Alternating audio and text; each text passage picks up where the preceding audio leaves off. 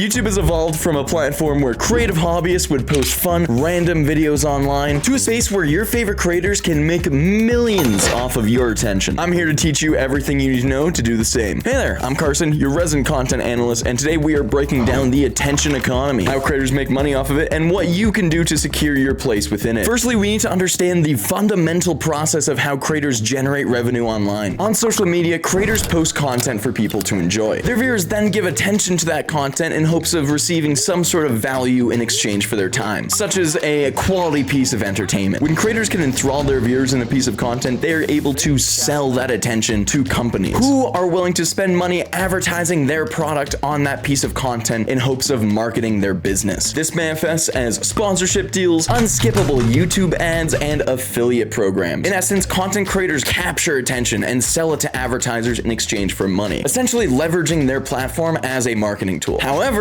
audience attention is a finite commodity. Every second a viewer spends on your video is a second of their precious life gone. This means that there's only so much attention to go around, and that finite resource results in an attention economy. This is why the creator space is so competitive. It's an ever-growing arms race of creatives one-upping each other to get as many eyes on their video as possible, so that they can fulfill their dream of making enough money to launch a creator house, where their egos can grow as mountainous as the trash piles they coexist with.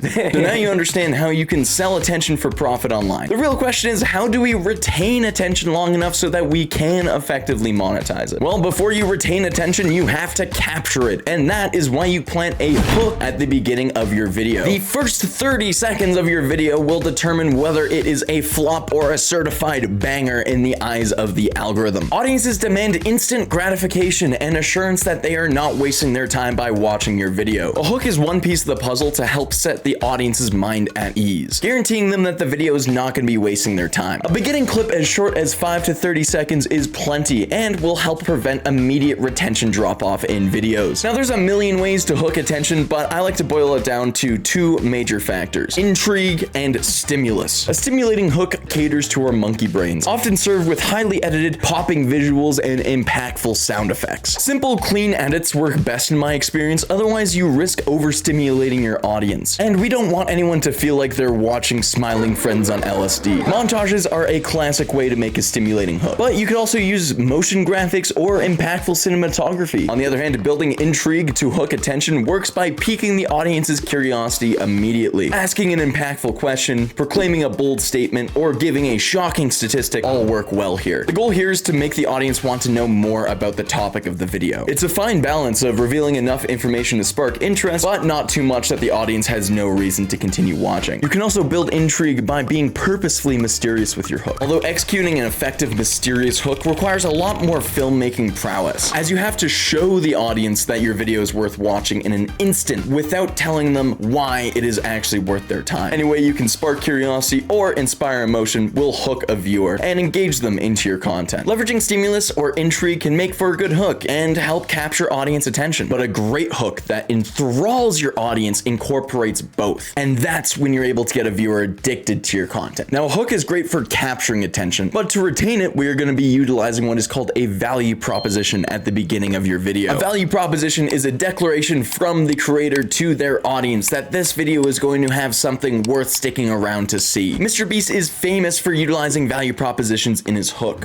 In this video, we are building and giving away 100 houses. By blurting out the concept of the video as soon as it starts and showcasing preview clips of what's to come, he is guaranteeing the viewer that this video is going to have something they're going to want to stick around to see. You can think of value propositions as a booster for your hook. By capturing the audience's attention with a hook, you are able to get them to watch for another 30 seconds. But if you incorporate a value proposition into your hook, then you can get them to watch for another 10 minutes. Viewers will trade their attention if they expect to find some value in your video, and you can guarantee your viewer that you're not going to waste their time by clearly laying out the value of the video as soon as possible. This will put their minds at ease and let them strap in and just enjoy the ride. And Profound Pondering portrays this perfectly. Each of his videos immediately start out with a declaration of his opinion on the video's subject. I think that the main thing that stops us from sort of building an identity that we actually resonate with is how much we get attached and stuck on our unchanging self. This gives the viewer an overall idea of what the video is about and some insight into his personal philosophy. He then immediately dives into the meat of the video and elaborates on his reasoning. It is quick, clean, and effective. He sets up value and delivers on it immediately, making me as the viewer want to watch the rest of the video because I know it's worth my time. And from his perspective, his watch time grows and thus his channel grows. See, watch time is the greatest influence on whether YouTube recommends your video to people. Understanding how to present and deliver an effective hook and value proposition is imperative to getting your channel to grow. And if you want to earn your place on this platform, then you need to understand what value you are providing to the audience and then communicate that value to them as quickly as possible. In my theory, there are 3 types of value you can provide to a viewer: entertainment, education, inspiration. But that is a topic for another day. And as a creator, it is so important to nail down the value that your video will provide before pre-production to save you time and keep your video focused throughout. This way, your video content, title, and thumbnail will all work in tandem to present a consistent message to your audience. But for the love of God, do not deceive your audience about what they're gonna get out of your content. Clickbait is so 2016, and as a creator, you hold a responsibility to be honest and upfront with your viewers. So be the responsible creator I know you can be, and click here to see a full breakdown of what responsibility in content creation actually looks like. And in the near future, we're gonna be doing dedicated deep dives into each type of value your content can present, so subscribe so you don't miss out on that. Also, come check out the streams if you want to talk to me directly. I'd fuck the shit out of Grimace. We also just launched the official Content Theory Discord to act as a hub for creators to connect, learn, and grow. We have a whole channel in there dedicated to creators who are looking for feedback on their content, so come join the Content Nexus, link in the description if that interests you. With that, I love you, I hope you have a great day,